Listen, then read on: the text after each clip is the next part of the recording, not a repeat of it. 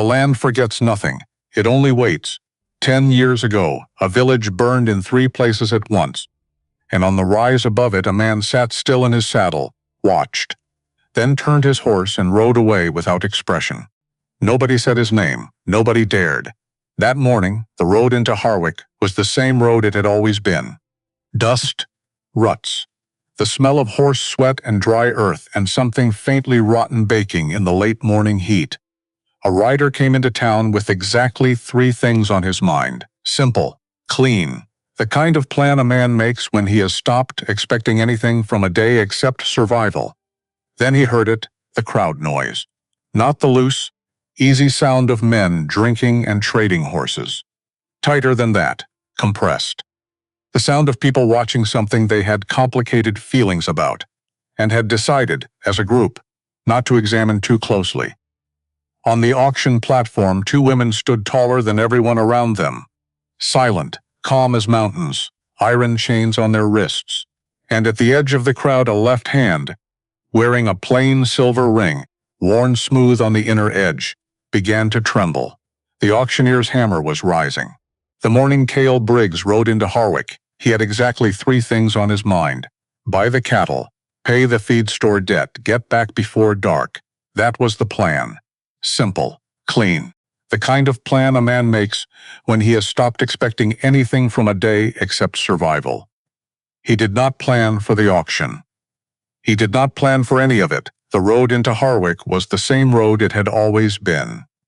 Dust, ruts, the smell of horse sweat and dry earth, and something faintly rotten baking in the late morning heat. Cale knew every bend of it. Had ridden it so many times the horse knew the turns before he pulled the reins, which meant his hands were free, which meant there was nothing to do but think. He did not like thinking, not anymore. Thinking had a way of sliding sideways into places he had sealed off years ago and nailed shut and told himself were fine. The ranch, the debts, the list of things he needed, and the shorter list of things he had. All of it manageable. All of it under control, except the other thing. The thing that woke him at 3 in the morning, with his heart slamming against his ribs and his hand reaching across a bed that had been empty for 5 years. He looked down at his left hand. The ring sat where it had always sat, plain silver, worn smooth on the inner edge from the years. His wife had saved 4 months of egg-selling money to buy it, and presented it to him at the kitchen table like it was the most serious business transaction she had ever conducted. Which, he had come to understand, it was. He looked at the ring for exactly 3 seconds. Then, he looked at the road. Harwick appeared through the heat shimmer like it always did. Half real, tilting slightly. A collection of wooden buildings that had agreed to stand in the same direction and call it a town. The feed store, the assay office, the hotel that doubled as a gambling hall after 9 o'clock and did not bother to pretend otherwise. And today, apparently, an auction, on the way through the main street. He passed the mercantile at the north end. A man stood in the doorway watching the crowd with an expression that was not hostile, not welcoming either, just the specific, calculating attention of someone who has seen an unusual situation and is deciding what it means for him. Cale did not know the man well. Willett Foss ran the biggest supply operation in 3 counties. Friendly in the way of men whose friendliness was also their primary business tool. Foss caught his eye and nodded pleasantly. Cale nodded back, kept walking. He heard it before he saw it.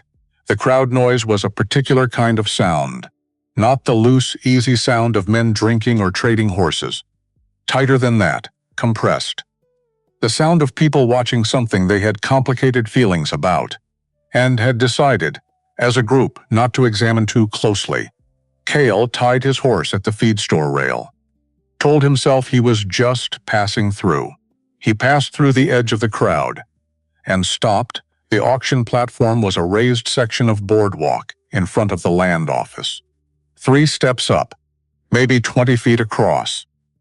The auctioneer stood to one side with his ledger and his practiced voice, already working the numbers in that smooth, rolling cadence that made everything sound like a fair deal. Two women stood on the platform.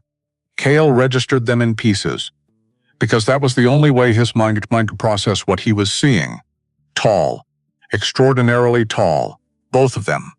The kind of height that did not announce itself. It simply existed, calm and absolute the way a mountain exists. The taller one stood in front, late 20s maybe.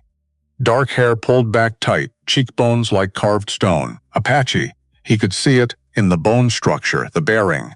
The particular stillness that was not passivity, but something much older than that, iron chains on her wrists. She was looking at the crowd the way a general surveys a field before a battle. Not with fear, with assessment, with the cold, clean calculation of someone who has decided that whatever happens next, she will meet it standing behind her, slightly. The younger one. Same height, nearly, 19, maybe 20. Less hard in the face, but watching everything with eyes that missed nothing. Her breathing was slightly wrong, shallow on one side. Something hurt. Something had been hurting for a while. Cale stood at the edge of the crowd and could not make himself move. The auctioneer's voice rolled over the noise. Numbers climbing, men calling out bids, with the casual ease of people buying livestock. A rancher to Cale's left said something to his neighbor that made them both laugh. Cale did not hear what it was. He was watching the taller woman's hands, because even in chains, even on an auction platform in the middle of Harwick, with 30 men treating her like inventory, she had moved her chained hands slightly to the left, placing them in front of the younger woman. A small movement, almost nothing. His sister used to do that. When they were children and something frightened her, she would step in front of him. Not because she was braver, because she was older, because that was simply what you did. His sister had been 23 when she died.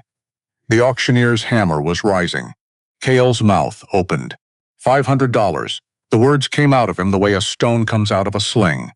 No hesitation, no thought, pure and clean and completely insane. The crowd turned. The auctioneer blinked. Even the taller woman, the one who had not reacted to anything, turned her head slightly and looked at him.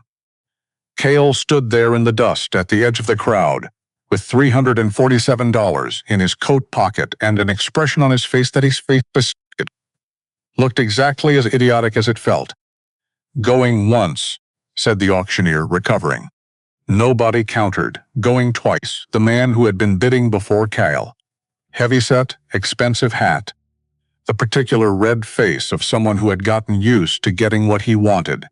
Stared at Cale with pure contempt. Did not raise the bid.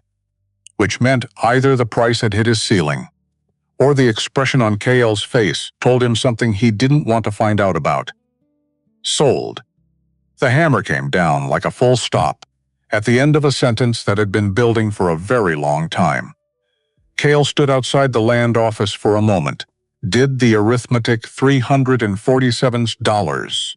In his pocket, $500. What he had just said out loud in front of witnesses, which left a gap.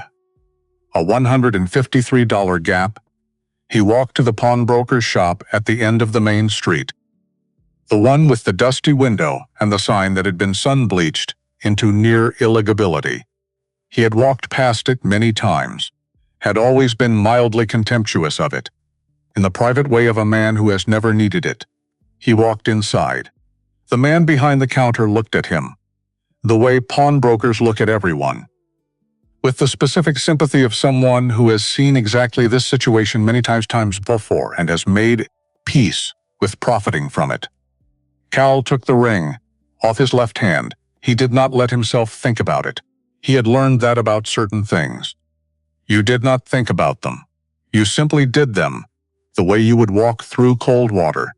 Quickly, without stopping, without looking down, plain silver. Worn smooth on the inner edge. 4 months of egg-selling money. He set it on the counter. The pawnbroker said a number. Cale said nothing. He took the money, walked out, did not look back at the window. The sun was extremely bright. The paperwork took 20 minutes. Cal signed where they told him to sign. The clerk went over the terms with the careful efficiency of a man who did this every week and had developed a tone that suggested it was arretires no normal, which perhaps for him it was. Cale took the bill of sale, walked back to the platform. The two women were standing where they had been. The crowd had mostly dispersed. A few men lingered at a distance, watching with the particular quality of attention that Cale had come to identify as anticipation for something going wrong. He stopped in front of them. Close up, the height was something you had to recalibrate to. He was not a short man, but he was looking up, and the older one was looking down at him with an expression that contained absolutely nothing he could read. Not fear, not gratitude, not curiosity, just assessment.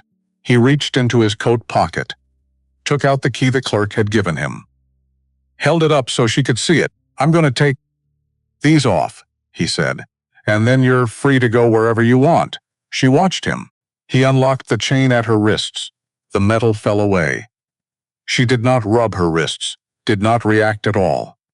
Just watched him move to the younger woman, who was watching him with those two careful eyes, and unlock her chains as well. The younger woman's chains fell to the boardwalk with a sound like an argument ending. Silence. By the law of your people, said the older woman. We belong to you now. Her English was precise, careful. The English of someone who had learned it from people who spoke it formally, and had deliberately kept it that way, each word selected, each syllable placed exactly. Cale looked at her. That's not how I see it, he said. Then explain how you see it. He thought about it, which he hadn't done, really, at any point up until this moment. I paid to take the chains off. That's all. Where you go from here is entirely your business. A pause. The younger woman spoke. Her voice was quieter, but the question was not quiet at all. Go where? Cale opened his mouth, closed it. Our village was burned 4 months ago, she said, in that same measured English. Our people are scattered. The cavalry is looking for us. We are not welcome in white towns. She looked around at Harwick with an expression of calm, precise disdain. You gave us freedom. But freedom to do what, exactly? He had not thought about this. He should have thought about this. He was very obviously a man who had not thought about this. He told them about the ranch. He said it badly. He stumbled over the parts where he tried to make it sound like more than it was, and then gave up and just described it plainly. Small, one main building, a barn that leaned slightly to the east, 30 head of cattle on a good day, a creek that ran clear year-round in the northern corner of the property. It's nothing impressive, he said. But there's a roof, and there's food, and there's work if you want it. Not charity. A partnership. You help with the ranch. I provide fowl shelter while you figure out what comes next. The older woman studied him the way she had been studying him since he unlocked her chains. Like a topographer studying new terrain, mapping every feature, noting every fault line. You would trust 2 Apache women in your home? She said. Your people have been taught that we are dangerous. My people, said Cale, have taught me plenty of things that turned out to be wrong. He paused. Besides, you've had 3 chances to walk away since I took those chains off, and you're still standing here talking to me. That tells me something. Something moved at the corner of the older woman's mouth.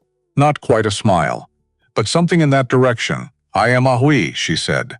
My sister is Seka, Cale Briggs. You are a man who acts before he thinks, Cale Briggs. Usually works out, he said. She looked at him steadily. Not always, she said. He bought provisions at the general store. Did it quickly, with the particular efficiency of a man who has just spent significantly more money than he had, and is trying not to calculate what that means for next month's feed costs. Flour, salt, dried beans, a palm, a tin of coffee. That was more expensive than it should have been. The store owner watched the 2 women standing in the street outside his window, with an expression that had several components. None of them were welcoming. Cale paid and did not make conversation. The wagon ride back to the ranch took the better part of 2 hours. Nobody talked much. The land rolled past on either side, scrub brush, red rock formations, the occasional stand of cottonwood marking underground water. The sky was the color of hammered copper at the edges and flat white overhead. Cale sat at the front of the wagon and held the reins and tried to think about the feed store debt. Behind him, he could hear the two women speaking quietly in Apache. Not hiding it, not performing it either, just talking. The cadence of it was different from any language he'd heard. Rhythmic in a way that English wasn't, the words fitting together like water. Moving over different levels of rock, he did not try to understand it. He focused on the road. About 40 minutes out from Harwick, he heard it. A sound that wasn't quite right. Coming from behind him, a breath that caught, cut short. He turned around without thinking. Seka had her jaw set hard. Her right hand was pressed flat against her left side, and she was looking at a fixed point on the horizon with the intense focus of someone has decided that if they look at a specific point hard enough, the pain will not win. "You're hurt," he said. She did not look at him. "It's nothing." "That's not nothing." He had grown up around livestock and ranch work and the particular injuries both produced. He knew the way a person held themselves around a broken rib. The shallow breathing, the careful stillness. "How long?" Seka said nothing. Ahui answered for her. Her voice was flat and informational. The way you talk about something when the emotion attached to it is too large to carry in a normal tone. "Since we were captured. She fell from a horse during the fight.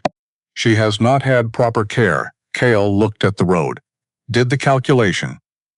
They were closer to the ranch than to Harwick, and the town doctor had made his feelings about Apache patients clear on at least 2 public occasions. "I know how to wrap ribs," he said. "Not a doctor.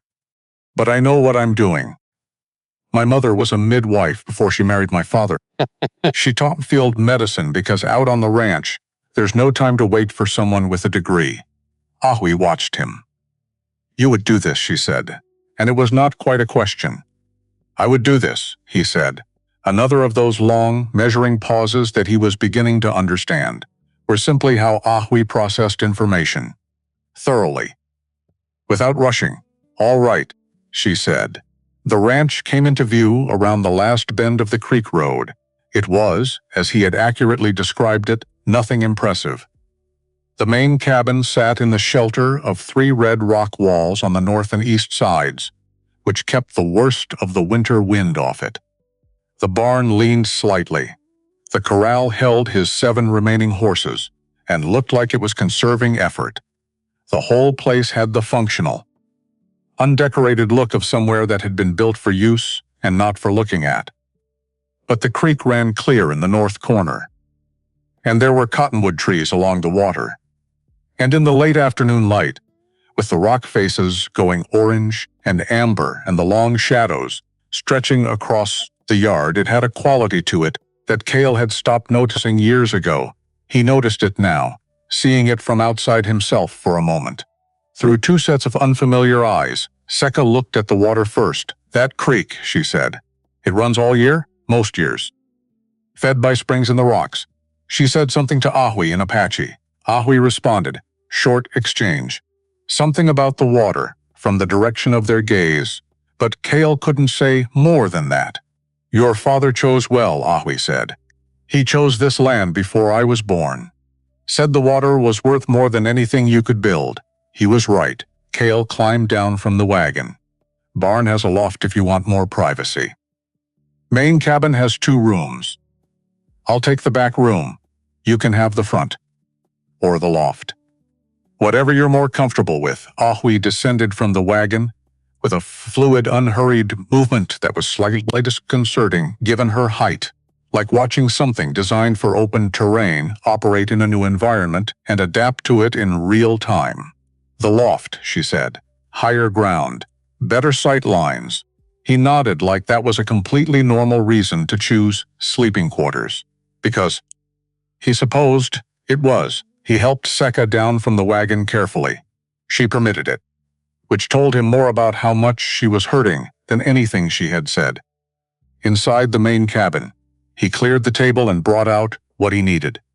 Clean cloth, the small tin of rendered tallow that served as salve, the roll of cotton bandage that his mother had insisted he keep stocked and that he had been annoyed about maintaining until the first time he needed it. Sika sat in the wooden chair by the table. Ahui stood near the door. "This will hurt," Kale said. "Not an apology. Just information, I know," said Sika. He worked carefully and efficiently. His mother had taught him the way she taught everything, matter-of-factly, without drama, with a deep attention to doing the thing correctly. 3 ribs on the left side, maybe 4. 1 possibly cracked through. The bruising was old enough to have gone yellow at the edges, which meant this had been untreated for at least 3 weeks. He did not say anything about this, he simply rapped. Seka breathed through it. She made no sound, but at one point her hand gripped the edge of the table hard enough that her raw knuckles went pale, and he registered this without comment and adjusted his angle. When he finished, he stepped back. Seka took a slow, experimental breath, and then another, and the careful, braced quality of her posture shifted. Not completely, but perceptibly. Like a door unlocking, she looked at him, the first time she had looked at him directly. "You have done this before," she said. "Ranch work," he said. "You learn medicine or you don't survive." He began cleaning up the materials. Ahui had not moved from her position near the door, but she was watching him with that same topographical attention. He had the sense she was filing every detail, every decision, every choice he made or didn't make. "There's food in the cabinet," he said. "Take whatever you need. I'll see to the horses and check the cattle before dark." He picked up his hat, moved toward the door. "Cale Briggs." He stopped, Ahui's voice. He turned. She was looking at him steadily. "The attack 5 years ago. Tell me what happened." He had not spoken about it in approximately 2 years. Had not intended to speak about it tonight or possibly ever again. But something in the directness of the question, not prying, not sympathetic in the hollow way people were sometimes sympathetic, just direct, requesting information, made him answer. He sat down. He told it plainly. The way it happened. He had been in the town that day, Harwick as it happened, selling 3 head at the market. Had ridden back in the late afternoon and seen the smoke from 3 miles out. The ranch had been hit from the south and east simultaneously. His father and mother in the main cabin. His sister in the barn. He told her the direction of the attack, the time of day, the way the horses had been taken, all of them, everyone. The pattern of movement across the property that he had been able to read afterward in the tracks. Ahui listened. She was very still while she listened. When he finished, she did not speak immediately. She looked at the floor for a moment, then at him, described the movement of the attackers, she said. "How did they enter the property?" He described it. The approach from the South Arroyo. The way the tracks had moved, 2 groups, coordinated, one drawing attention east, while the other hit the cabin silence. A different quality of silence from before. Heavier. "Apache people do not attack from arroyos in the late afternoon," said Ahui quietly. "The sun is directly in our eyes from the south at that hour. We do not use that approach. We do not hit structures simultaneously. We isolate, then enter." She paused. "And we do not take all the horses. We take what we can use. Taking all of them creates noise and slows movement. It is a mistake a raiding party does not make." Cale looked at her. Something cold moved through him. Not anger. Something quieter than anger. More fundamental. The particular sensation of a thing you have believed absolutely for 5 years beginning to shift on its foundations. "Then who?" "I don't know," said Ahui. "But I know what it was not." She held his gaze. "I am not asking you to believe me," she said. "I am telling you what I know about how my people move and how they do not. What you do with that information is your choice." He sat with it for a moment. The lamplight moved. Outside, one of the horses stamped in the corral. He stood up, put his hat on, walked to the door, stopped with his hand on the frame. "There's coffee in the tin on the stove," he said. "If the fire's gone low, the kindling's next to the hearth." He walked out. The night air was cold and very clear. Stars beginning to appear in the dark blue above the rock walls. He stood in the yard for a moment. Then he went to see to the horses. He did not sleep well, not because of the strange presence in the house. That was not it. He had expected that to feel stranger than it did. Instead, the small sounds from the barn loft, the occasional murmur of voices, the different quality of not alone, had a weight to it he had not anticipated. He lay on his cot in the back room and looked at the ceiling and thought about arroyo approaches and late afternoon sun angles and the way tracks had been laid across his property 5 years ago. He had believed, without questioning it, that it was Apache raiders.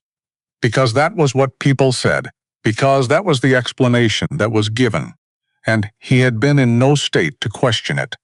And he had carried it since then, this hard, angular piece of certainty, and had built a certain amount of his grief around it like scaffolding. And Awi had not asked for anything, had not argued, had simply laid out a series of practical observations about how her people moved and how they did not, and left him alone with it. He fell asleep sometime around midnight. He dreamed about his sister standing in front of him with her arms out. The barn loft was quiet before dawn. Then it wasn't movement above, the creak of old wood, and then Awi came down the ladder from the loft with the same fluid ease she did everything. And Cale looked up and had to remind himself that this was apparently just what mornings were going to look like now. She had braided her hair, had worked something into the braids. Small items, beads or feathers, he couldn't see clearly in the early light. And on her cheekbones there were 2 marks in some kind of dark pigment. Geometric. Precise, he would learn later, that they were marks of identity, of lineage. In the face of everything, captivity, chains, displacement, she had put them back on as the first act of the morning.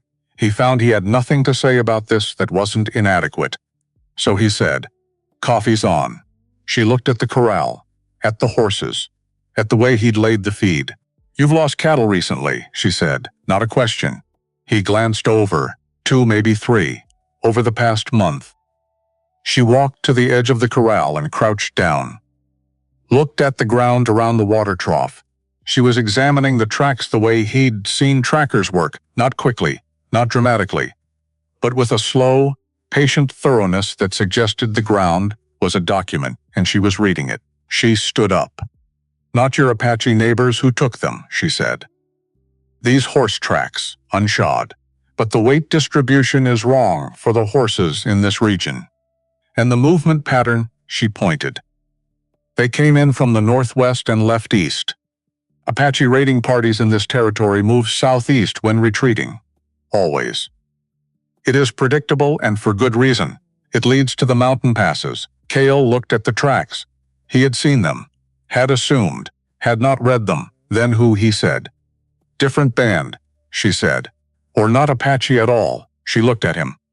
"There are men who wear Apache moccasins when they want others to draw conclusions." He stood very still. That cold, shifting sensation again. "Quiet and fundamental. How long have you known that?" he said.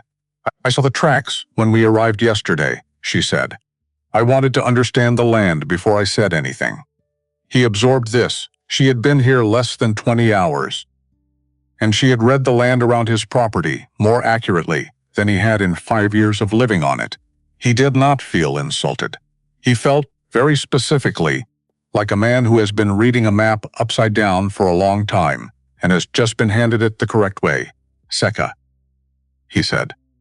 "How is she this morning?" "The breathing is better." A pause. The wrapping was correct. He nodded, started back toward the cabin. "Come eat. We have a lot to figure out." She fell into step beside him. And if anyone had been watching from the ridge to the north, and, as it happened, someone they would have seen a lean cowboy and a tall Apache woman walking across the yard in the early morning light and talking with the easy, practical tone of people who had decided, without quite saying it out loud, that there might be something worth building here. The rider on the ridge did not move for a long moment. He was a careful man. patient in the particular way of soldiers who have learned that patience is a weapon as effective as any other. He watched the two figures cross the yard below, watched the smoke rising from the cabin chimney, watched the horses in the corral, and did a count that came out wrong. He pulled out a small notebook, made a notation. His name was Silas Vane. He held the rank of captain in the United States Cavalry, 4th Regiment. He was 43 years old and had spent the last 10 of those years in this territory, and had developed over that time a set of convictions about how the territory worked and what it required. He had not come to those convictions easily. He had arrived at them through a door that could not be reopened. He watched the yard below for another minute. Then he turned his horse and rode back toward Harwick without haste. He had time. He was a patient man. That evening, Secca came down from the loft for the first time. She moved carefully, still protecting the left side, but she moved, and she looked around the interior of the cabin with those observational eyes and registered every detail in the way she apparently registered all details, completely, and without announcing it. Cale had made a simple meal, beans and salt pork and cornbread, that was slightly uneven because he was a competent but not inspired cook. He set it on the table, and they sat, the three of them, and ate. Nobody talked much, but it was not an uncomfortable silence. It was the silence of people who are still figuring each other out, who are doing the quiet preliminary work of deciding how much trust to extend and in what direction. The silence of people who have provisionally decided to be in the same room. After dinner, Secca looked at him across the table. "Why did you really do it?" she said. "The auction. The real reason." He turned his cup in his hands. He thought about saying something simple, something that would close the question off neatly. He did not say the simple thing. "'Cause I know what it feels like," he said, "to be helpless, while something terrible happens to the people you love.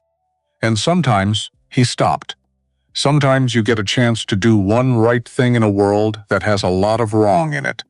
And you just take it." Secca watched him. Ahui, from her position near the window, said nothing. The lamp burned. Outside, the creek moved over its rocks. "I am going to tell you something," said Ahui, finally, still looking out the window, "and I want you to hear it clearly, not as criticism, but as information." "All right," said Cale. "You are a man who has been carrying a story about what happened to your family. A story that was given to you in your worst moment, when you had no capacity to question it." She turned from the window. "Stories given to us in our worst moments are often wrong. They are given by people who need an explanation. Not necessarily a correct one." He held her gaze. "I know," he said. "You don't know yet," she said, not unkindly. "You know that it might be wrong. That is different." She came and sat at the table. "But it is a beginning." Secca quietly refilled his cup from the coffee pot, a small thing, an entirely unremarkable thing. But Cale noticed it and thought that maybe the word for what was beginning to happen in this particular space, between these three particular people, was something he did not yet have language for. He would have to figure that out later. Tonight there was just the lamplight, the creek outside, and the fact that for the first time in 5 years, the silence in the cabin had more than one person in it. He slept better that night, still not well, but better. Outside, from the barn loft, he could hear the quiet murmur of two voices. Sisters talking in the dark in a language he did not know, about what he could not say. But the sound of it there was only one word for it, really. Leaving, the sound of the house was living again. He closed his eyes.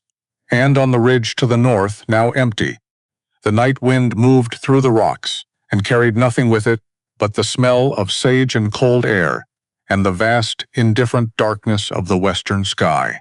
3 weeks, that was all it took. 3 weeks for the ranch to start looking like something other than a man, slowly losing an argument with the land.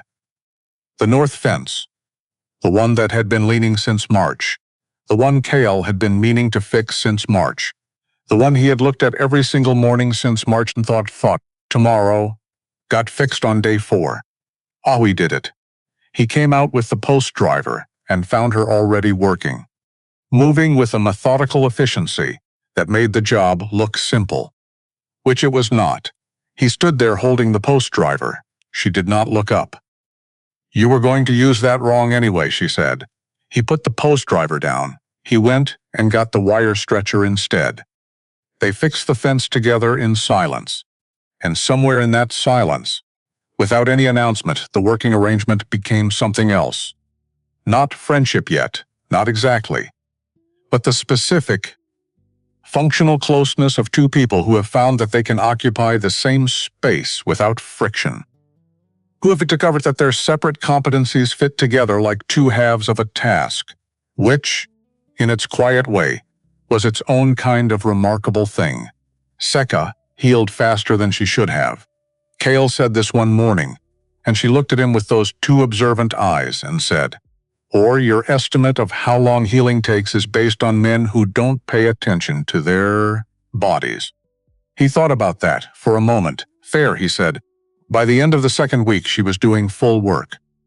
Careful. Still protecting the left side in certain movements, but full work.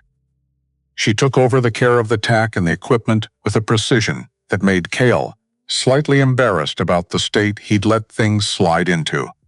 Saddles resoled, bridles reconditioned, the rifle he'd been meaning to clean since before winter cleaned, properly, in a way that suggested she had thoughts about his previous maintenance habits and had decided the kindest thing was to simply fix it without commenting.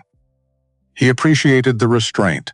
In the evenings, he showed them the ledger books, feed costs, market prices, the calculation of when to sell and when to hold, the particular arithmetic of a small ranch operation that ran on margins so thin you could read a newspaper through them.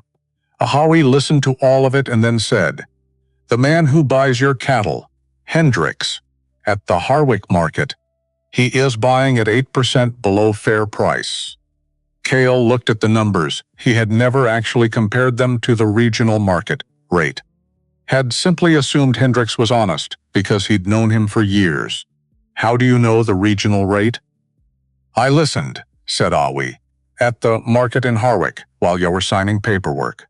Men talk freely when they do not think anyone important is listening." She did not say what she meant by important. She did not need to. In exchange, the two sisters gave him things no ledger book contained. How to read incoming weather, 3 hours before it arrived in the particular arrangement of clouds over the western peaks. Which plants along the creek line served as fever reducers and which as wound cleaners, and which as nothing useful at all. How to move through the scrub brush between the rock formations without making the sound that alerted everything alive within a quarter mile. The ranch slowly started working the way it had been built to work, and Kale started sleeping through the night. Not every night, but most of them. Willett Foss came by on a Tuesday third week, mid-morning. Rode up the creek road on a good horse, better than necessary for a social call, and tied up at the rail with the easy manner of a man who goes where he likes and has never had reason to feel otherwise. He was 52, built solid, the kind of man who had been handsome at 30 and had turned that into authority at 50. He ran the largest mercantile operation in Harwick and 3 surrounding towns, held notes on probably a third of the ranches in the county, and had a particular quality to his friendliness that Kale had always registered as warmth. He registered it differently now. He could not have said exactly why. "Kale," said Foss, with a wide smile. "Heard you had some new arrangements out here. Came to see how you were getting on." "Getting on fine," said Kale. Foss's eyes moved across the yard, taking inventory the way merchants do. The repaired fence, the horses, the figures of Ahui and Seka visible at the far end of the corral, working the young stock. His hands moved slightly as he counted. The corral, the cattle, the outbuildings, everything he could see from where he stood. Not a social visit. An accounting, quite a situation, said Foss pleasantly. Working ranch, said Kale. Quite a situation for cattle, Foss laughed. Easy, warm, completely practiced. You know, I've been meaning to talk to you about this land for a while now, the creek access, particularly. I've got a development interest that would make it worth your while to consider. Not for sale, said Cale. Everything's for sale at the right price. Not this, said Cale. He said it without heat, without apology. Just the flat, clean fact of it. Foss looked at him for a moment with an expression that was still smiling, but had lost something underneath the smile. Like a painting where the canvas is separating from the frame, almost invisible. But there, well, said Foss, the offer stands. You change your mind, you know where to find me. He rode back the way he'd come. Cale watched him go. Ahawi appeared at his shoulder, silently. The way she did everything. He wanted to see the property, she said. Not you. I know, said Cale. He will come back. I know that too. Seka, from several yards away, said nothing. But she had stopped what she was doing, and she was watching the retreating figure of Willett Foss on his good horse. And the expression on her face was the expression of someone making a mental notation that they intend to return to later. Nobody said anything about it. But nobody forgot it either. Captain Silas Vane came by on a Thursday, different quality of visit entirely. He arrived with 2 soldiers as escort, uniform pressed, hat at the correct angle, the kind of man whose appearance was a statement of intent. He dismounted in the yard and looked around with the same careful inventory Foss had used, but without Foss's performance of a friendliness. Vane did not bother with the performance. He simply looked, catalogued, filed. Mr. Briggs, he said. Captain Silas Vane, 4th Cavalry. I know who you are, said Cale. A pause. We're conducting a survey of ranching operations in the region. Standard procedure, said Cale. We've had reports of displaced Apache in the area. Hostile elements. I've had some cattle go missing. Tracks suggest it wasn't Apache. Vane looked at him. You read tracks, Mr. Briggs? I have people who do. Vane's gaze moved to where Ahawi stood near the barn, and then to where Seka was visible in the doorway of the cabin. And then back to Cale, with the expression of a man who has confirmed something he already knew. Those women, he said. Work here, said Cale. Apache women? Working women, said Cale. Same as any ranch hand. Vane was quiet for a moment. Not the quiet of someone considering a new idea. The quiet of someone deciding how to respond to something that does not fit their existing categories without disturbing those categories more than necessary. I'll need to speak with them. They're occupied. Mr. Briggs. Captain, said Cale very evenly. This is private land. You're welcome to ride through it on the public creek road. You want to stop and talk to my people, you'll do it with me present. That's not obstruction. That's how property rights work. Vane looked at him for a long, measuring moment. He was not a stupid man. That was the difficult thing about him. He was not stupid, and he was not in any simple way cruel. He was a man who had built a complete and coherent architecture of belief around a wound that had never healed, and he defended that architecture with the intelligence and discipline that had made him a good soldier, which made him much more dangerous than a stupid man would have been. I'll be back, he said. I assumed, said Cale. Vane remounted, paused. You should understand what you're involving yourself in, Mr. Briggs. These are not peaceful people seeking shelter. These are combatants in an active conflict. The woman with the healing ribs, said Cale. That's your combatant? Vane's jaw tightened. He rode away. And just before the ridge took him from view, he slowed his horse for exactly 1 second. Did not turn around, just slowed. Then continued over the ridge and was gone. Cale did not know what that meant. But he had grown up reading animals, and that hesitation had the quality of something involuntary. Something that happened before the discipline could catch it. Cale stood in the yard until the riders were over the ridge. Then he turned. Awi was standing 5 feet behind him. He recognized Corbeau, she said quietly. Cale looked at her. What? When he rode in. His eyes found Corbeau first. Before he looked at anything else, she paused. He tried not to let it show. but I was watching his face. Seal filed this. Who is Corbeau? You will meet him soon, said Awi, and her voice had a quality in it he had not heard before. Careful in a new way. Like someone walking across ice they are not yet certain will hold. Corbeau arrived 4 days later. He came alone, which was either confidence or trust, or a calculation that he was past the age where it mattered much either way. He rode a paint horse that moved like it was in no hurry, and neither was its rider. He was 68 years old, and looked like someone had carved him out of the same red rock that formed the canyon walls. Weathered, essential, and not going anywhere, he spoke to Ahui first, in Apache. Long conversation.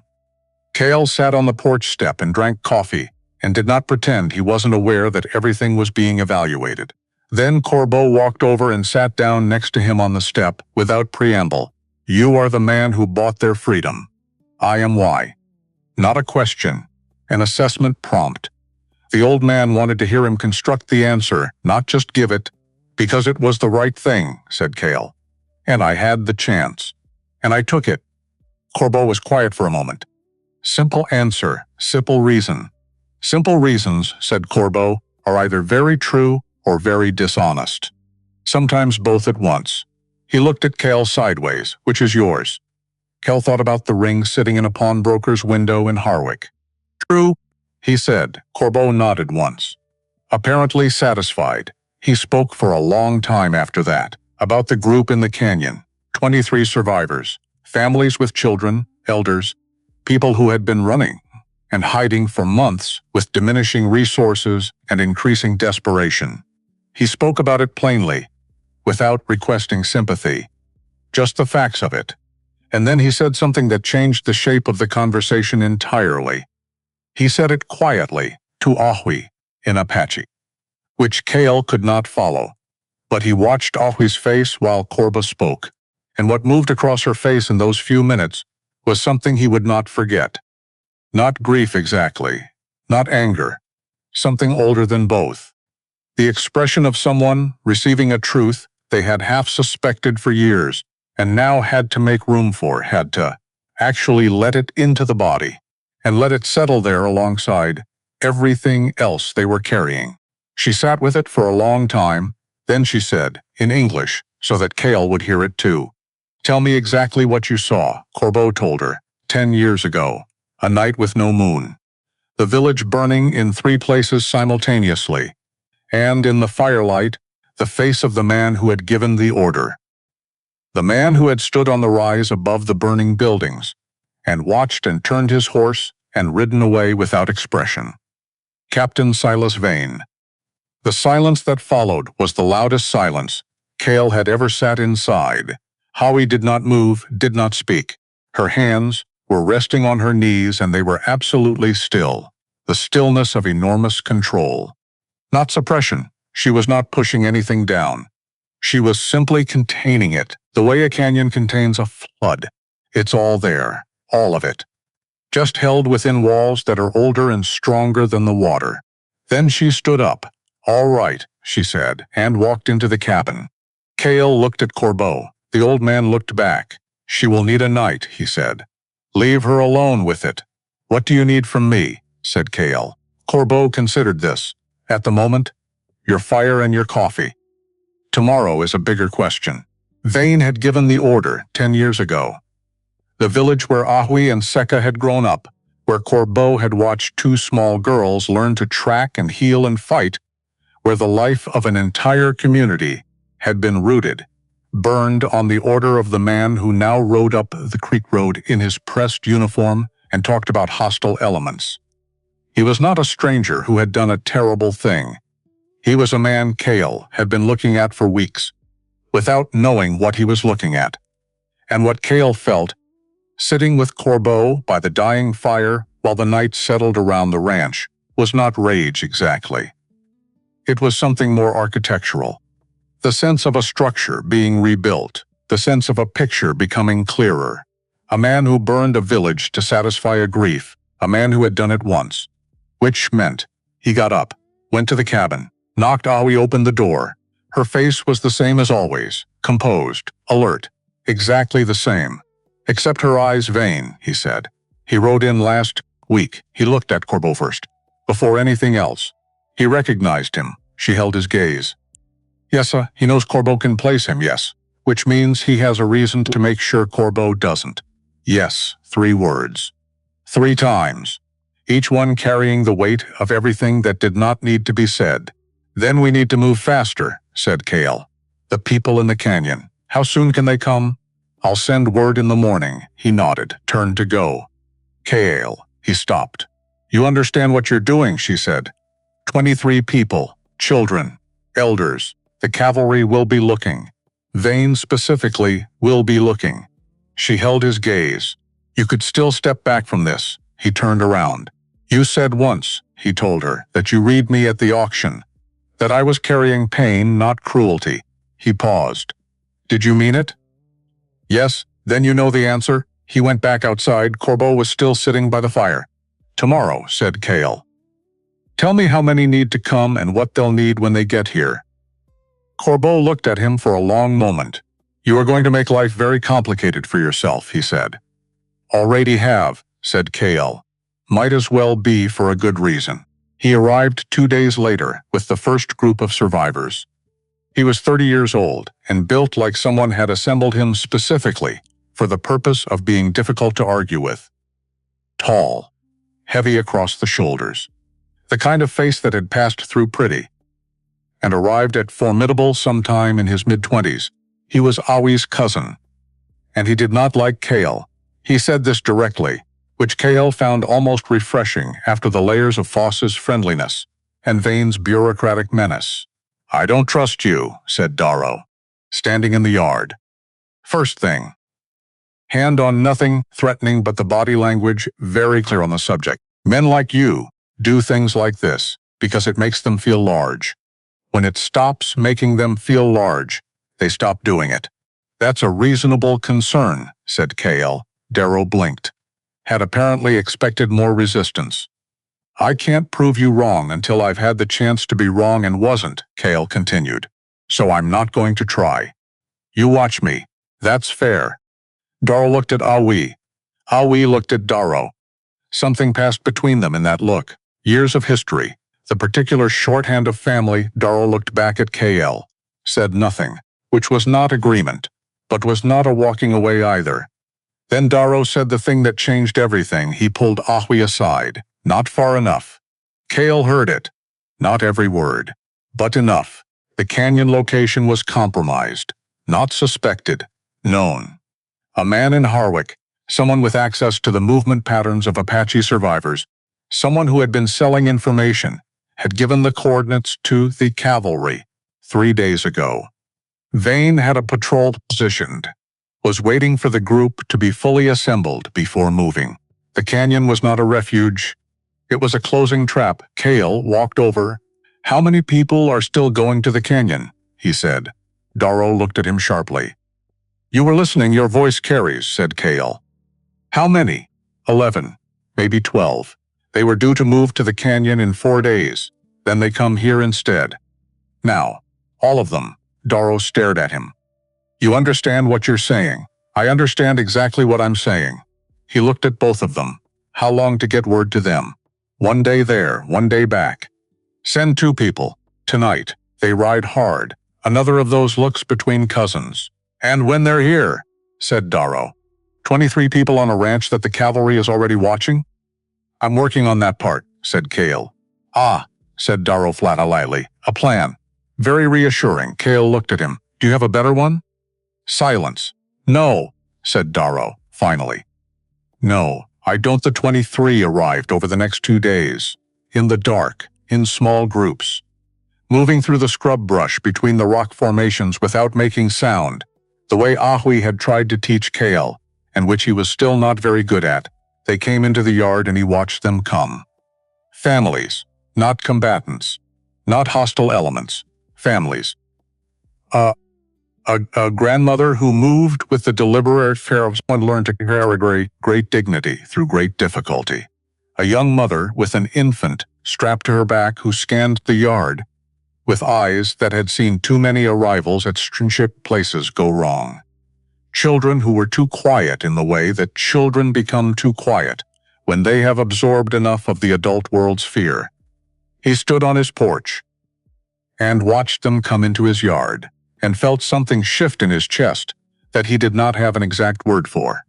Not heroism, nothing like that, more like a reckoning.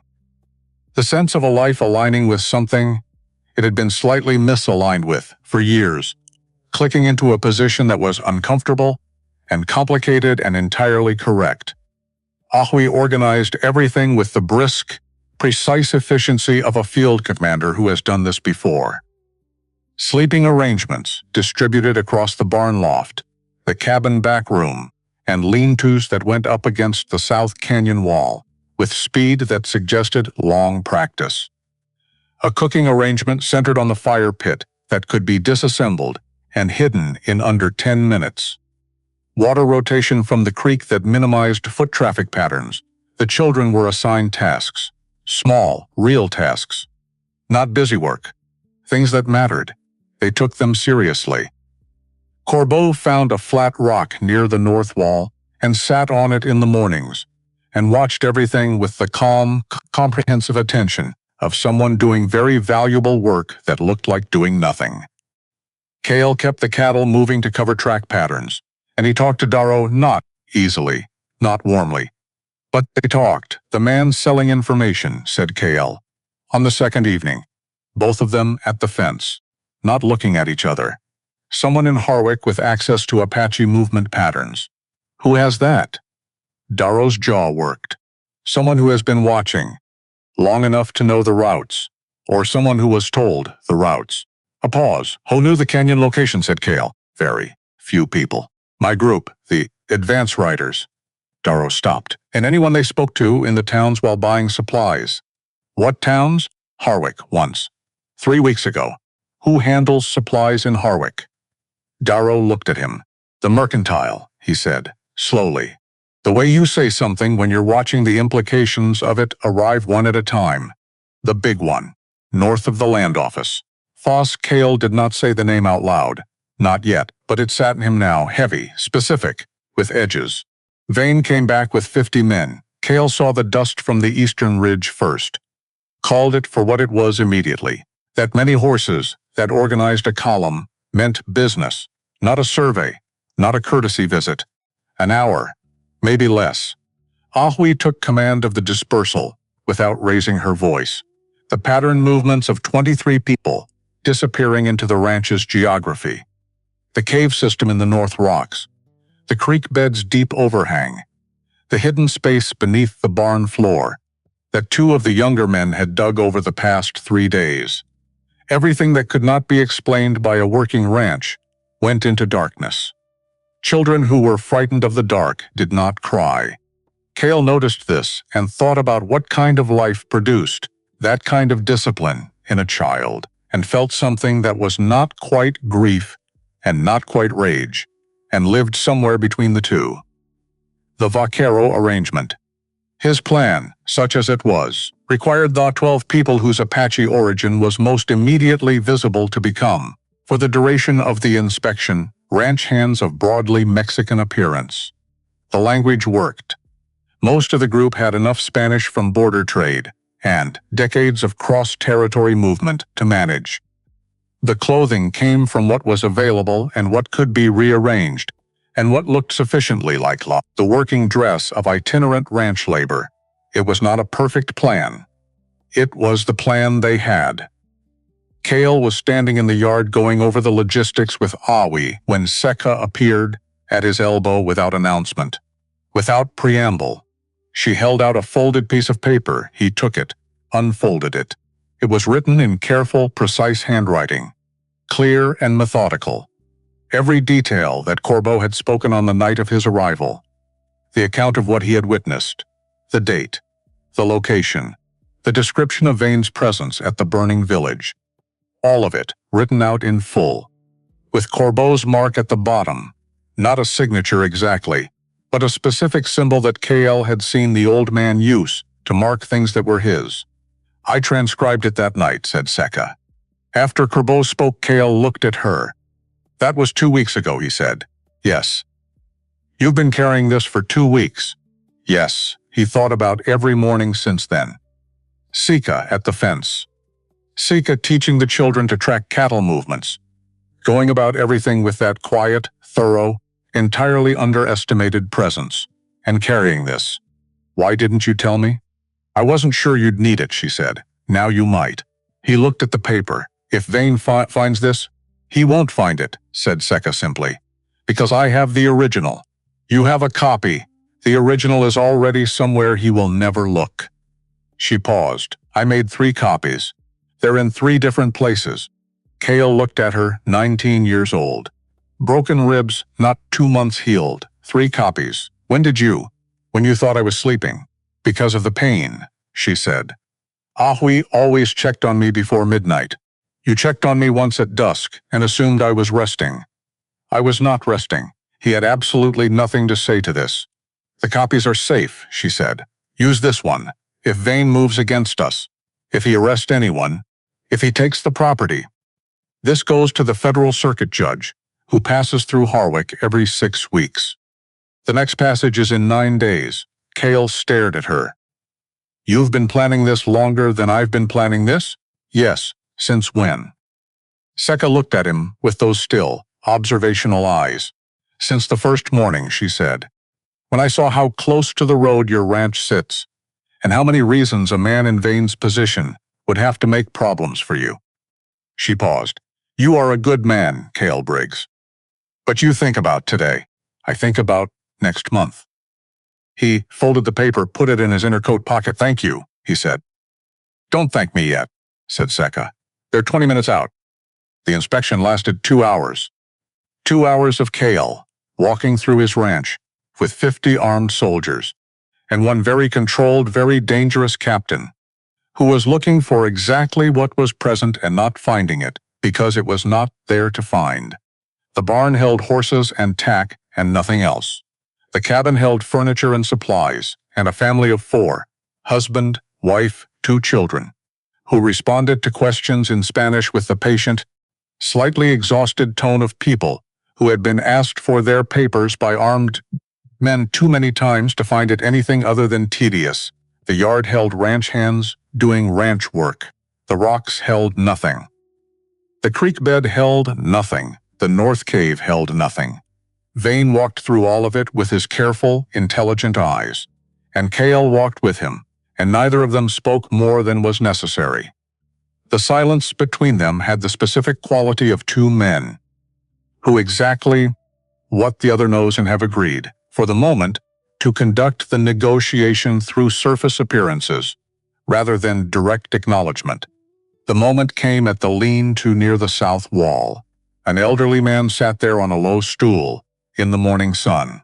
He was mending a leather strap.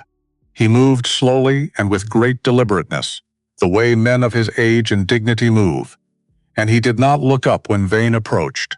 Ask him how long he's worked here, said Vane to Cale. Cale opened his mouth, Corbo looked up, and in a Spanish that carried the cadence and texture of someone who had spoken it for 50 years, on both sides of the border, in markets and in mountains, and in the company of people who would know the difference between native fluency and learned performance. He answered. He said he had worked ranches across the territory for 32 years. He said his back had been better and his coffee worse. He said the cattle on this ranch were thinner than they should be, but the water was clean, which was what mattered. He said all of this without hurrying, without looking at Vane directly, not from deference, from the choice of a man who has decided to decide that some people are not worth the sustained attention. Vane stood there. Something moved across his face.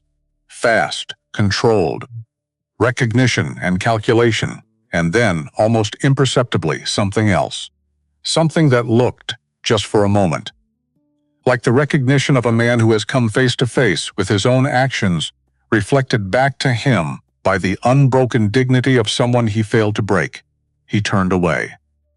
We're done here, he said to his soldiers. The column rowed out, and the ranch stayed absolutely, perfectly still, until the sound of hoofbeats faded.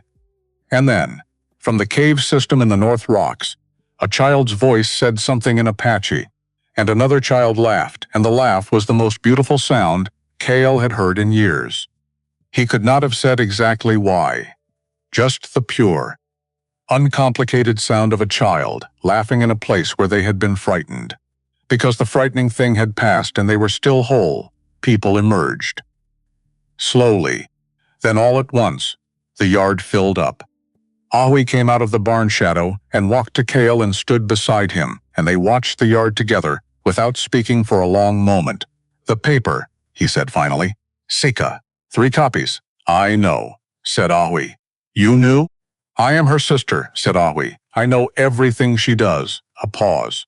"I also know you thought she was sleeping."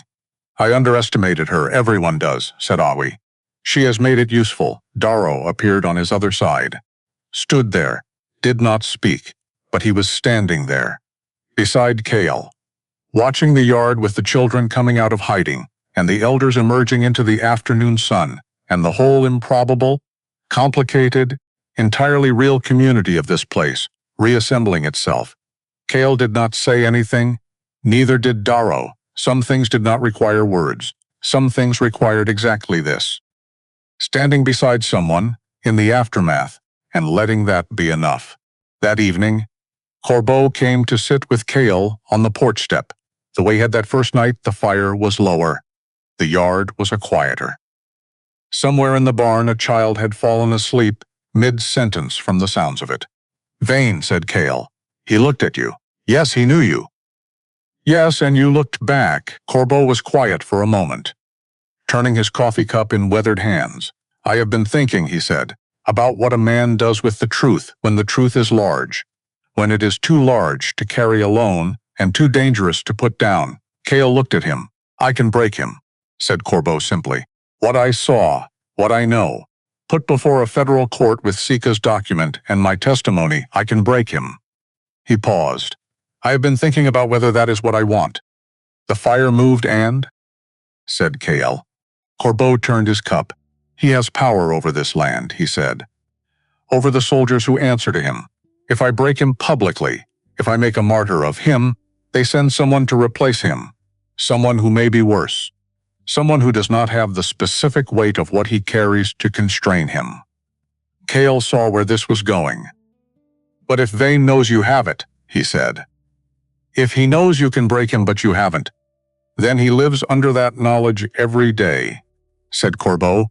"And a man living under that knowledge does not make new trouble. He manages what he has. He contains himself." He looked at Cale. "It is not justice. Not the kind that feels like justice. But it works," said Cale. "It works," said Corbeau, "and working matters more than feeling like justice when there are children sleeping in that barn." Cale looked at the fire, thought about the ring in the pawnbroker's window, thought about a man who burns a village to satisfy a grief and has to live with both for the rest of his life. "When will you tell him?" said Cale. "Tomorrow," said Corbeau. "I will ask to speak with him. Alone, you will not be present. This is between him and me, and Ahui. Ahui has her own conversation to have with him." Separately, Corbeau looked at him. You should understand. What those 2 women carry, what Vane took from them, that is not yours to resolve. You can stand beside them. But the reckoning between them and that man belongs to them." Cale nodded. He understood, or was beginning to. "And the man who sold the canyon location," said Cale. "That's not Vane's work. That's someone here, in Harwick.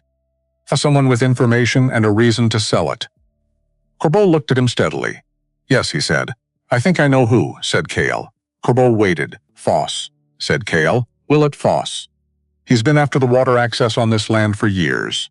And he knew, he had to have known, that if the cavalry cleaned out Apache survivors in this region, unoccupied lands would go up for purchase. Including mine, if I couldn't hold it." Corbeau was very still. "That is a serious thing to say about a man," he said. "I know. You would need to be certain." "I'm not certain yet," said Cale. "But I know who might be." He looked toward the barn, where Sika was, who had been awake at night when everyone thought she was sleeping, who had been watching Foss when nobody else was, who had 3 copies of one document, and quite possibly notes on several other things. Tomorrow, said Kale. I need to have a conversation with your younger grandniece. Corbeau almost smiled. She will tell you what she knows, he said. When she decides you're ready to hear it, how will she decide that? She already has, said Corbeau. She decided that approximately 2 weeks ago. She's been waiting for you to ask the right question. Kale sat with that. The fire burned low. In the barn.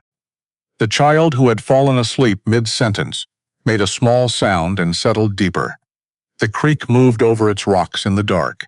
And somewhere on the ridge to the north, empty now, the wind moved through the sage and carried with it the specific particular smell of a territory that was not yet resolved.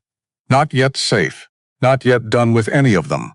But here, still here, all of them, against reasonable odds, still here. The morning after the inspection, Kale found Seka at the creek, before dawn, before anyone else was moving. She was sitting on the flat rock, above the water, with a small notebook in her lap and a piece of charcoal in her hand, and she was writing with the focused, unhurried concentration of someone who has learned to work in every available moment, because available moments are not guaranteed. He sat down nearby, did not say anything immediately. The creek moved. The sky above the canyon walls was going from black to deep blue to something almost purple at the edges. The kind of sky that reminded you the world was very old and did not particularly care about your problems. Which was, in its way, comforting. Foss, he said. Seka set down the charcoal. Looked at the water. The day Foss came to the ranch, she said. The day he rode up on his good horse and talked to you about buying the land. I watched him the whole time. Not his face, his hands. She paused. A man's face can perform. His hands are harder to control. What did his hands do? Counted, she said, the corral, the cattle, the buildings. Everything he could see from where he stood. He was not making a social call. He was taking an accounting. Kale had noticed something wrong that day. Had not been able to name it. She had named it. And the canyon information, he said, 3 weeks ago, when Darrow's advance riders came through Harwick to buy supplies. They went to the Mercantile, Foss's store. She looked at him. Supply riders traveling light, buying specific things, dried meat, rope, water skins, in quantities that suggest a group, not a family. An observant man would notice, and Foss is an observant man. Foss is a man who has built his entire business on noticing what other people don't think they're showing. She turned to face him. I have written down 7 instances over the past 3 weeks. Things I observed. Patterns. The timing of Vane's visits relative to Foss's movements in and out of town. She held the notebook out to him. It is not proof, not yet, but it is a shape. And shapes can be filled in. He took the notebook. Looked at the careful handwriting inside. The dates. The observations. The precise, unornamented language of someone recording facts without editorializing. 7 entries in 3 weeks, while healing from broken ribs. While managing the logistics of hiding 23 people in a working ranch, while making 3 copies of Corbeau's testimony. He looked at her. Seka, don't, she said. I was going to say thank you. I know what you were going to say. She took the notebook back. You were going to say something about how remarkable it is, and I am going to tell you that it is not remarkable. It is simply paying attention, which is what women have always done, because we were never given the option of not doing it. Silence. The creek moved. Fair, said Kale. Yes, said Seka. It is. He spent the morning working, because the cattle still needed moving, and the north fence had developed a new lean overnight, and the 23 people distributed across his property still needed to eat. He was mending the fence section near the east property line when Darrow appeared. Just appeared, the way Apache people had a way of being somewhere before you'd registered the approach. Darrow picked up the other end of the wire, helped. They worked in silence for 10 minutes. Comfortable silence, almost. Corbeau went to meet Vane, said Darrow. Yes, you're not worried. I'm extremely worried, said Kale. I'm just also mending the fence. Darrow looked at him. Something shifted in his expression. Not warmth exactly, but the recognition of a quality he had not expected to find. "The man who sold the canyon location," said Darrow. "You think you know who? I think Seka knows who. I'm following her lead." Another shift, smaller. "But there, she told me what she's been documenting," said Darrow. "Since the beginning, she's thorough." "She's been thorough since she was 6 years old," said Darrow. "It used to drive everyone in the village insane. She would notice everything, and then tell you about it at the exact moment you least wanted to hear it." He paused. "Usually she was right." "Usually? Always," said Darrow. "I said usually because I'm still adjusting to admitting she's always right." Cale almost smiled. They kept working. "I owe you an acknowledgement," said Darrow after a while. Not looking at him, looking at the fence wire. "I said you would choose yourself when the pressure came. That is what I said." "You weren't wrong to think it," said Cale. "I was wrong," said Darrow. "Flat. Final. The way a man says something he has been assembling the words for, and has now delivered, and is not going to embellish. You were not wrong to call me on it, and I am telling you now that I was wrong." Cale held the wire steady. "All right," he said. "That's it? All right, what else do you want me to say?" Darrow looked at him. "Most men would make something of it. Take the moment." "I don't need the moment," said Cale. "I need the fence fixed." Darrow was quiet. Then very quietly he laughed. Brief, low, genuine. The first time Cale had heard him laugh. They finished the fence. Corbeau came back in the late afternoon. He came back the same way he'd left, unhurried, on his paint horse, looking like a man who had done a day's work and found it neither better nor worse than expected. He sat with Cale and Ahui in the yard after supper. The children were settled. The evening was cool.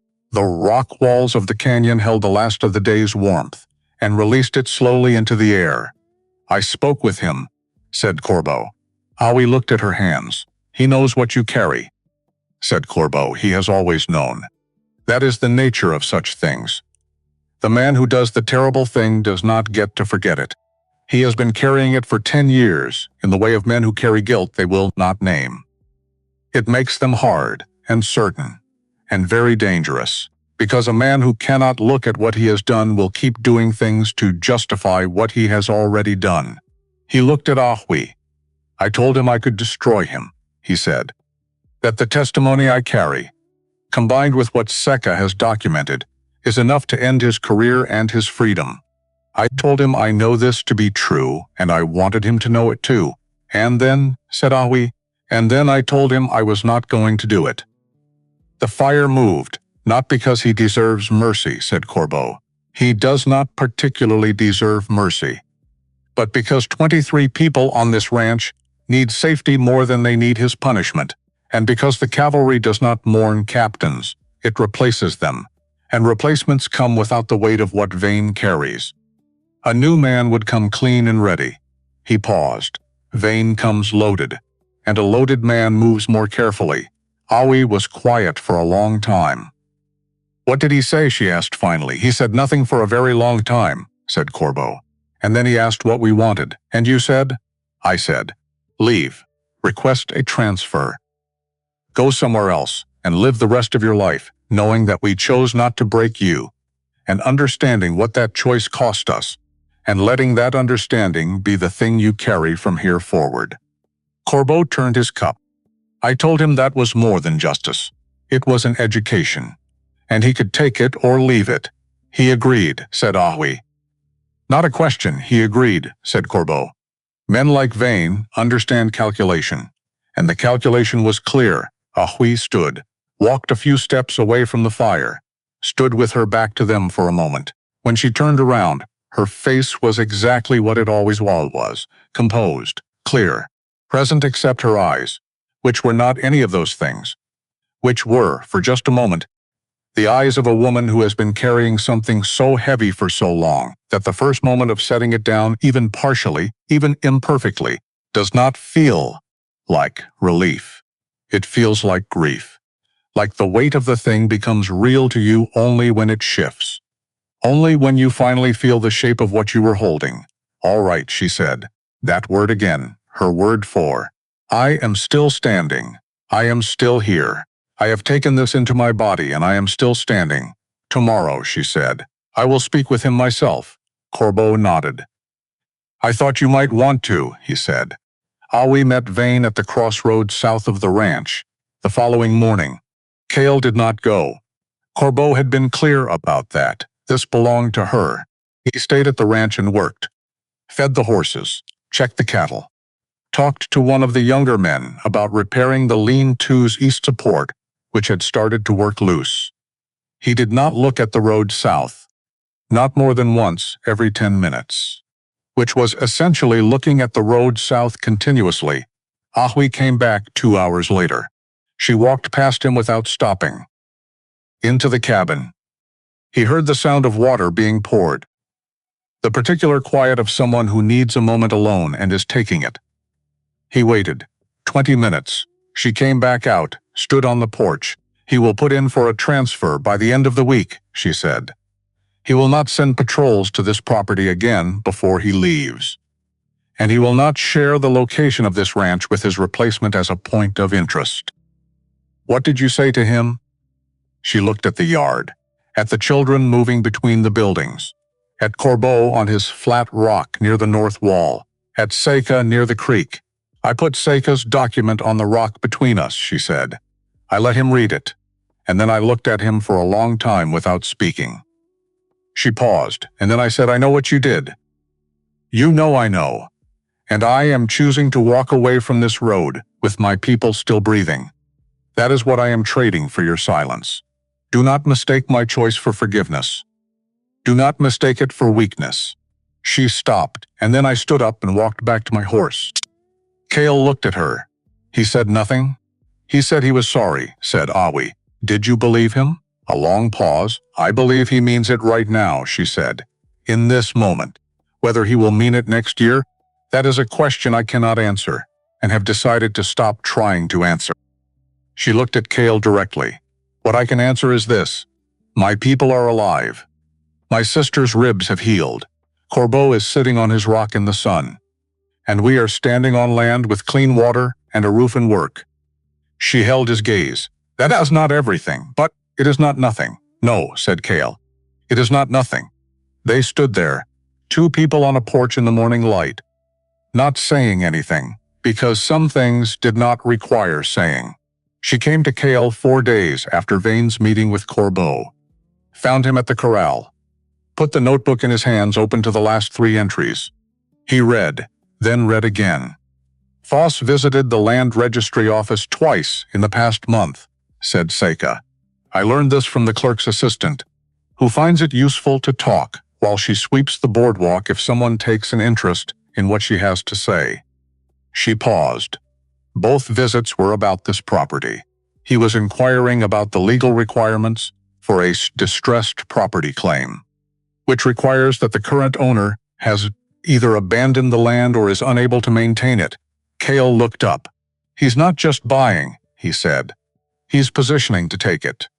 If you were arrested for harboring Apache fugitives, you would be unable to maintain the property, said Seika.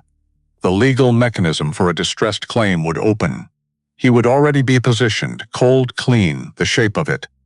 He gave the canyon location to Vane, said Cale yes, to create pressure, force an arrest. Open the property claim. That is my assessment, said Seika. And there is one more thing. She produced a separate, folded piece of paper. The man who led the attack on your ranch 5 years ago. I have been asking questions in Harwick, carefully, over time, with people who knew the area then. She held out the paper. His name was Rudd Connell. He hired out as muscle across 3 counties in the early 70s. He is no longer in the territory. She paused. The feed store owner on the south end of Harwick has been there 30 years. He remembers everyone who passes through. He remembered Connell, and he remembered who Connell drank. With the week before the attack on your ranch, another pause, the bank clerk's assistant, the one who sweeps the boardwalk. Her father worked at the Harwick Bank before he died. She grew up hearing which names moved money and which names moved it quietly. She said Foss moved money quietly for a long time. She said she had always wondered why. Cale looked at her. You talked to all of these people. Over 3 weeks, said Secca. Separately. So none of them knew they were being asked the same question. Cale did not move, did not breathe, did not speak, the paper in his hands. A name written on it. An account number. The careful, documented trail of a thing he had been carrying for 5 years, without knowing who put it on him. Foss. Willette, Foss with his warm smile and his good horse, and his standing offer to buy the land. Foss, who had wanted the water access for years, who had needed the family on it gone, who had found a way to make that happen, and then waited patiently for grief and debt to do the rest of the work. And when grief and debt weren't moving fast enough had tried again. Cale set the paper down on the fence post, very carefully, picked it back up, looked at it. How certain are you? Certain enough to bring it to a federal judge, said Secca. Not certain enough to stake everything on it alone, she paused. But I am not alone, and neither are you. He looked across the yard, where Darrow was working the young horses with 2 of the other men, where Corbeau was on his rock near the north wall, where Ahui was near the cabin teaching a woman how to preserve meat the Apache way, where 23 people had quietly, gradually, in the ways of people who know how to build things in hard places, begun to make this yard their own. The federal circuit judge, he said. 9 days, 5 now, she said.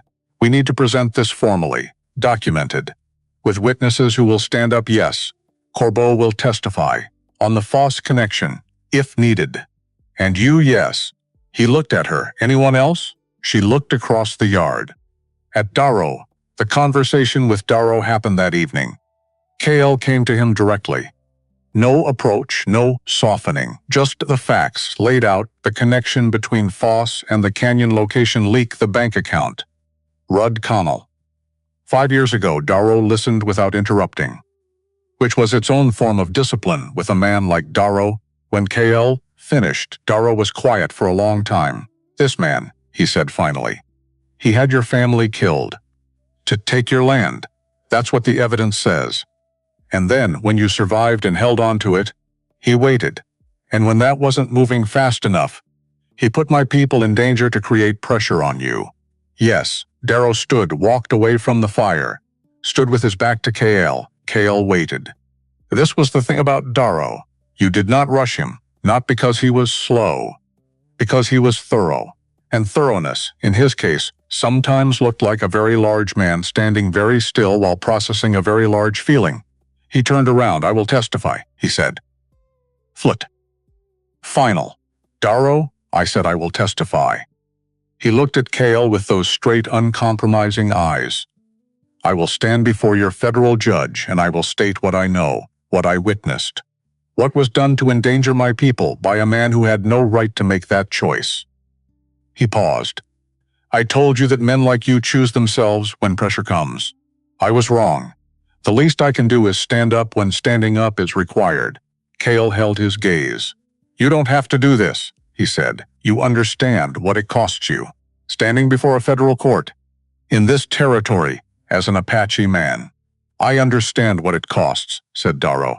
I have calculated it. A beat. Has it occurred to you that I am also doing this for my own reasons? Not for you. For the 23 people sleeping in that barn. For Corbeau on his rock.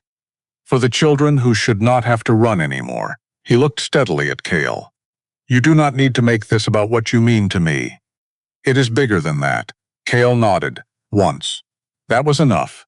Darrow looked at him for a moment longer, then turned back to the fire. 5 days, he said. Let's make sure everything is in order. The 5 days were busy, not dramatically busy, not the kind of busy that announces itself. The quiet, purposeful busy of people who have decided what they are going to do and are doing the preparatory work with the same attention they would give to any serious task. Secca organized the documents. 3 copies.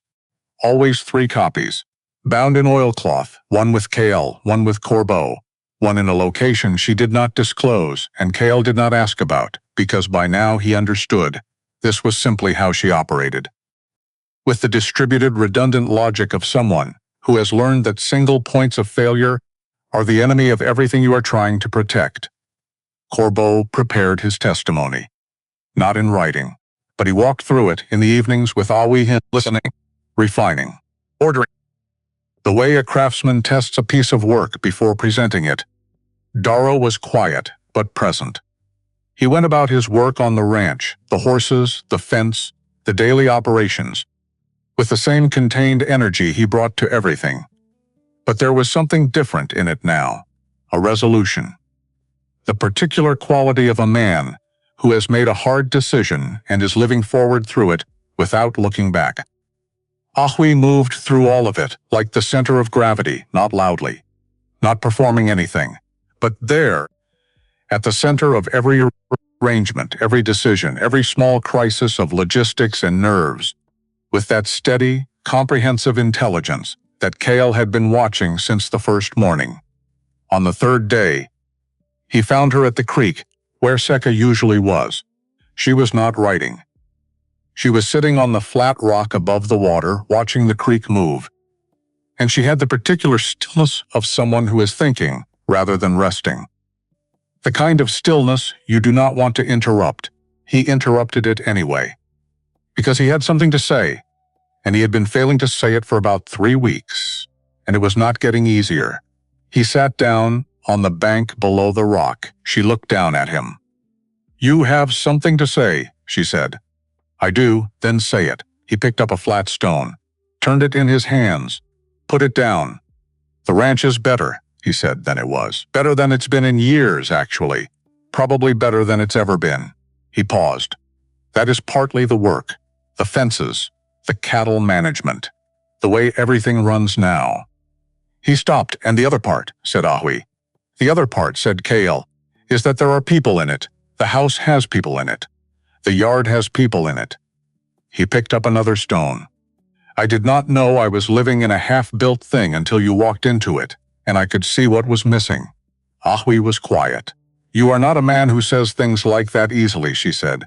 "No, which means you mean it." "I mean it." She looked at the water. "Cale Briggs," she said. "I am going to tell you something, and I want you to hear it without making it too large or too small." "All right." "When you unlocked those chains at the auction," she said, "I read you the way, I read everything, looking for the real thing underneath the performance. Most men who do what you did are performing something, generosity, heroism, the role of the good man in the story they are telling themselves about themselves." She paused.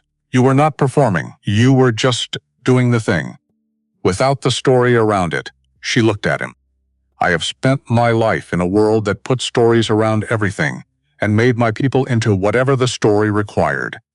I was not expecting to find a man without a story." Cale held her gaze. "I have plenty of stories," he said. "I just can't tell which ones are true anymore." "That," said Awi, "is how you know you are paying attention." They sat by the creek for a while, not touching, not declaring anything. Just two people sitting in the same place, in the same light, present to the same moment, which was, in its way, a beginning. The federal circuit judge was a man named Hargrove. He had ridden the same circuit for 19 years. Arrived on schedule, left on schedule, had the particular quality of attention that men develop when they have spent two decades listening to people lie to them professionally and have learned to hear the difference between that and the truth. He set up in the land office meeting room as was the custom, opened his docket, and began. Cale presented the case against Foss. Seka's documentation, the bank account records, the testimony about the canyon location leak, the timeline connecting Foss's mercantile, visits with Vane's intelligence about Apache movements. Corbeau testified, in Spanish first, then English, both equally precise. He described the attack on the ranch 5 years prior. What he had seen, what he knew about how hired raiding parties operated in the territory, the connection between the pattern of that attack and hired rather than Apache organized violence. And then Darrow walked in. Cale had not known exactly when he would arrive, had not asked. Darrow was going to do this, or he was not, and pushing would have broken something important. He walked in, sat down. He was the largest person in the room by a significant margin, and the straightest. He sat in the chair across from Judge Hargrove, and he looked at him with the same directness he brought to everything. And he stated his full name and his relation to the community residing at the Briggs Ranch, and then he stated, clearly and without embellishment, everything he knew. The room was very quiet while he spoke. Cale sat in the back. He was not going to say he felt his eyes sting. That would be a private matter between himself and the water in his eyes, and did not need to enter the public record.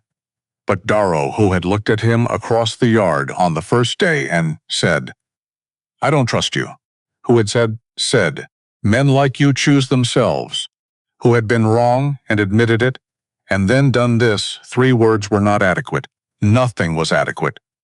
But sometimes the only thing you have is the watching, and the witnessing, and the understanding that this is the thing that holds communities together. Not the grand gestures, not the dramatic moments, but this. The ordinary person standing up and saying, "I was here. I saw this. This is true." Judge Hargrove thanked him, and then turned to Willett Foss. Foss had been in the room for all of it. He had come in assuming a different kind of proceeding. The kind where you are the one holding the complaint, where you are the aggrieved party. He had filed his own preliminary papers, the distressed property inquiry, the Apache harboring complaint against KL, and he had expected to walk in and have those papers do the work. Instead, he had watched the room fill with something else entirely. By the time Darrow finished speaking, Foss's quality of stillness had changed. The merchant's ease was still there on the surface, but underneath it, the structure was shifting, like a building whose foundation has been questioned and is now checking the load it's carrying. Judge Hargrove looked at him for a long moment. "Mr. Foss," he said, "you have heard the testimony. The documentation before me includes bank records, witness accounts, and a pattern of transactions that suggests material involvement in both the 1873 attack on the Briggs property and the recent disclosure of protected location information to military personnel." He set down his papers. "Do you wish to respond?" Foss's warm smile made one last appearance. Thinner now. "More effortful, Judge," he said. "I think there's been a significant misunderstanding." "I'm not asking for your interpretation," said Hargrove. "I'm asking if you have responsive evidence, documents, witnesses, anything that contradicts what I've just heard." Silence, the long, particular silence of a man who has operated for years on the assumption that a certain type of person, the type sitting across from him in that room, would not be believed when they spoke, would not be documented when they documented, would not appear before a federal judge, with organized, corroborated evidence, and a witness willing to stand up in a room full of strangers and speak clearly. He had miscalculated, fundamentally. "No," he said finally, "I don't have responsive evidence." Judge Hargrove wrote something down. "Then I suggest," he said, in the particular tone of a judge who is making a suggestion that is not entirely optional, that you make yourself available for the full proceeding next month when I return through this circuit, at which point you will want to have counsel and responsive evidence."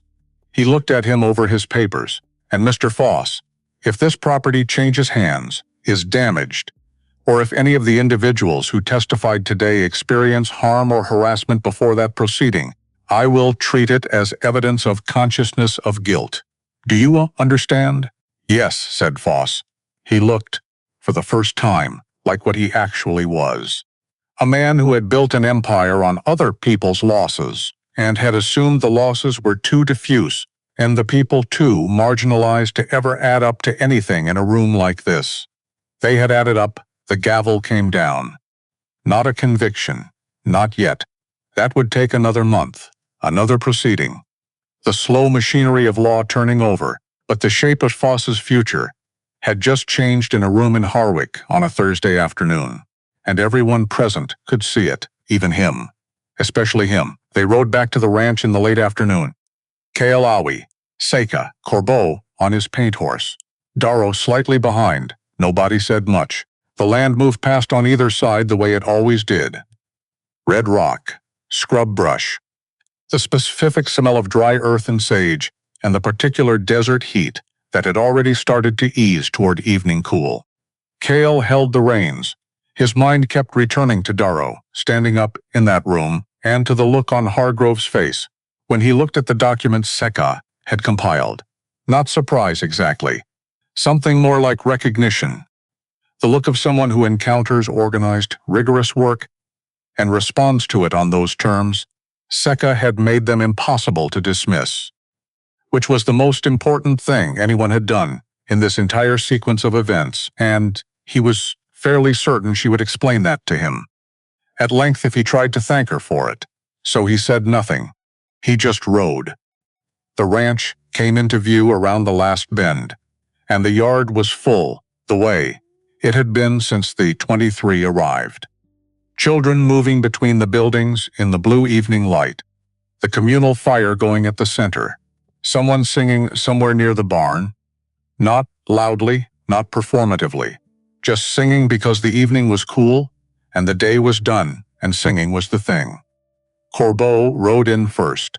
One of the children ran to his horse, and he leaned down and said something that made her laugh, and she ran back to tell someone else. And then there were two children laughing. Darrow rode in last, stopped his horse in the center of the yard, looked around at all of it. Ahui walked over to him, put one hand briefly on his arm, said something in Apache quietly. He looked at her for a long moment. Then he said something back, also in Apache, short, just a few words. Ahui nodded. Cale did not ask what was said. It was not his to know.